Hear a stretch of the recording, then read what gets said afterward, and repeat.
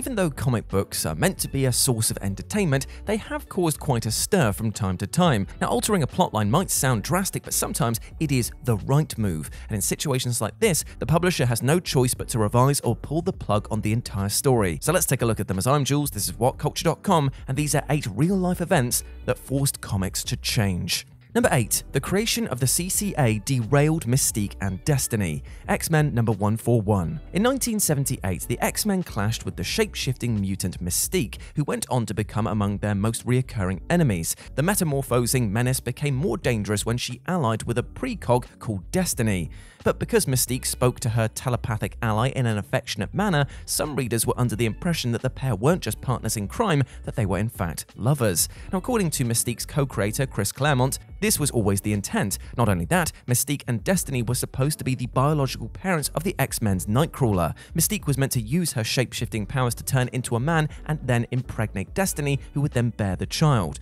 Sadly, this idea was abandoned because of the Comics Code Authority. Since this association's inception, it's cracked down on any material in comics that was regarded as inappropriate, and apparently 2 people of the same sex being in love was apparently inappropriate. The CCA was so unfairly stringent it banned words like weird and werewolf from comics. Since the company was against comics depicting same-sex relationships, portraying Mystique and Destiny as a couple was just completely out of the question. Although the 2 supervillainesses' relationship was acknowledged after the CCA became defunct decades later, the idea that Mystique was Nightcrawler's father was completely scrapped. Number 7. A musician forced Marvel to change the cover. Doctor Strange, Sorcerer Supreme, number 15. In Doctor Strange Sorcerer Supreme number 15, our hero allies with Clear, Morbius, and a Minotaur, don't ask, to stop his brother who has been turned into a vampire. Again, don't ask. At a glance, there's nothing out of the ordinary with their story, at least by Doctor Strange standards. However, this issue got Marvel into a bit of hot water since it used an image of musician Amy Grant for the cover to represent Stephen Strange's lover, Morgana Blessing. Because Marvel could have used anybody on the planet as the model for Morgana, it wasn't a good idea to use the likeness of a famous musician without her permission, but that wasn't the only problem. Since Grant was deeply religious, she found it very disrespectful that her face was being used to sell a comic that revolved around black magic and demons. Even though her attorney failed to get the comic banned, Marvel was forced to pay Grant an out-of-court settlement for misusing her likeness on their merchandise.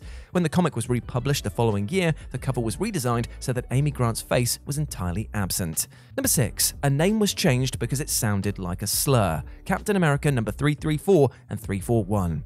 When Steve Rogers stepped down as Captain America, the US government felt that crime could get out of hand unless the people had a symbol to rally behind. As a result, government operatives urged a US Army veteran called John Walker to become a new hero called Super Patriot. After Walker took the country by storm, he was officially designated as the new Captain America, and his best friend, Lamar Hoskins, became his sidekick, Bucky. Because Lamar was the first African American to take on the mantle of Marvel's oldest sidekick, head writer Mark Gruenwald thought that this was a great milestone for the company. Sadly, this decision completely backfired. Only after Lamar debuted as Bucky did he learn that the word buck was actually a slur towards Africans. To make matters worse, Lamar was part of the military squad Bold Urban Commandos, which can be abbreviated to BUCs. On top of that, Lamar was described as being illiterate, amplifying the ignorant stereotype that dark-skinned people were less educated. Not wanting to upset readers, they changed Lamar Hoskins' codename to Battlestar soon after, and his illiteracy was never mentioned again.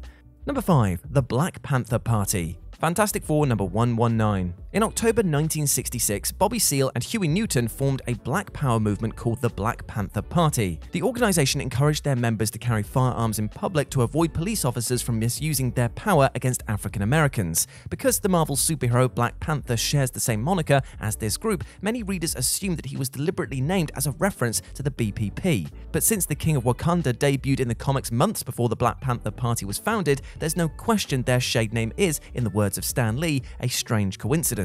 But by 1970, the party had offices in 68 cities and thousands of members, causing people to associate the term Black Panther more with the political movement than the superhero. To distance themselves from the BPP, Marvel decided to change T'Challa's superhero name to Black Leopard.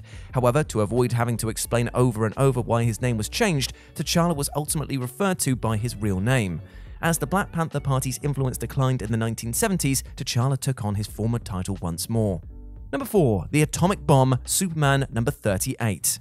In In the story of Battle of Atoms, Lex Luthor tried for the bajillionth time to take over the world. After Superman foiled his nemesis' evil plan, he approached Lex, ready to send him to jail. In a panic, the bold supervillain chucked a combustible pellet at the Man of Steel, which proved to have little effect. After handing Lex over to the authorities, Supes flew off, content that he'd saved the day once again. Even though this sounded like a pretty standard story, it was actually the first Superman comic ever to be censored. You see, the ineffective weapon that Lex hurled at his mortal enemy was called an atomic bomb. The writers coined this term at random, oblivious that officials overseeing the Manhattan Project were constructing a nuclear weapon with the exact same name.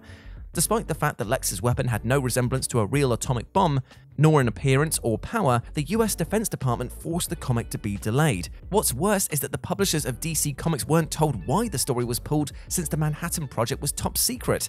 Only after the US dropped 2 nuclear weapons on Japan were DC Comics given the permission to release the issue. Number 3. A bomb threat. Web of Spider-Man number 19 to 21. Like any fictional series, comics regularly incorporate topical news stories into their plotlines to stay current, but sometimes this practice causes more trouble than it's worth. In 1986, Marvel prepared to write a Spider-Man story revolving around the unrest in Northern Ireland at the time. Since this conflict's origins go back centuries, it's an extremely touchy subject for anyone with ties to this territory. So, when Web of Shadows number 19 kicked off with a bombing that led to the death of a young girl, it was no surprise that many readers were utterly outraged. Days later, a bomb threat was made on the 387 Park Avenue South, where Marvel Comics offices were based, forcing everyone to evacuate the area. The editor at the time hired writer Len Kaminsky to revise the second half of the story arc so that the bomb was set off by Roxxon employees who were pretending to be Irish and English agents.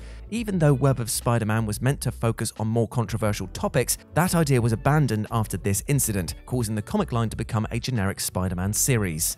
Number 2. Challenger Plane. Man of Steel number 1. John Byrne is known for 2 things: being an awesome comic book collaborator and predicting tragedies in his storylines. In 1977, he wrote a Spider-Man comic about a blackout in New York the same week the city suffered an electrical malfunction.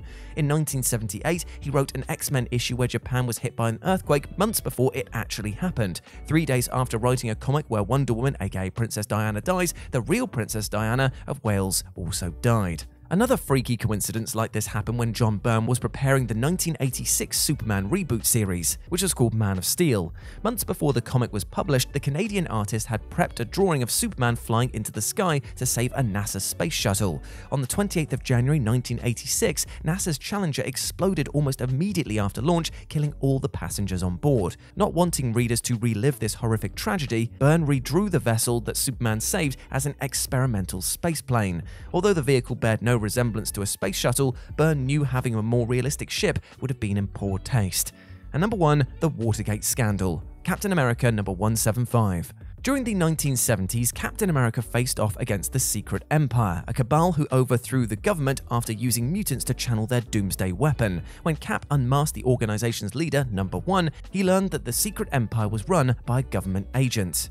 Steve Rogers was so disillusioned that a high-ranking figure would take over his own country that he actually quit being Captain America. Even though it was astonishing to watch the star-spangled superhero hang up the tights, the story was supposed to be far more shocking. Originally, number 1 was meant to be none other than President Richard Nixon, but since Nixon had resigned from the presidency 1 month prior, writer Steve Englehart thought that this big reveal would be inappropriate. As a result, he rewrote the story's climax so that the Secret Empire's leader was an anonymous agent whose face was never shown. Despite the change, many readers still speculate that this comic was an allegory to Watergate. To reassure fans that this wasn't the case, Englehart in the letters section that this plotline began development 1 year earlier, meaning that any similarities in the story with real-life events were entirely coincidental. And there we go, my friends. Those are 8 real-life events that forced comics to change. I hope that you enjoyed that, and please let me know what you thought about it down in the comments section below. As always, I've been Jules. You can go follow me over on Twitter, or you can swing by Live and Let's Dice, where I do all of my streaming outside of work, and it'd be great to see you over there, my friends. As always, I've been Jules. You have been awesome. Never forget that, and I'll speak to you soon.